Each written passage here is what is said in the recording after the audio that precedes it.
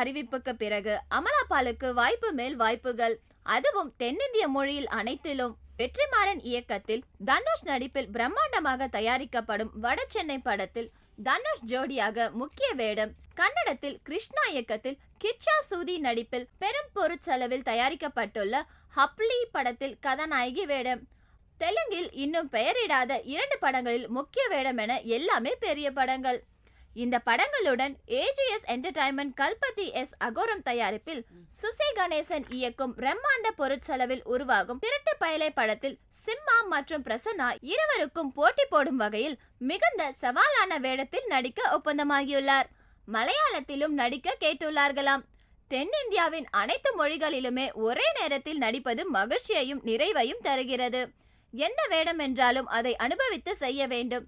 இந்த படங்கள் அனைத்துமே எனக்கு ஸ்பெஷலானவை என்கிறார் அமலாபால்.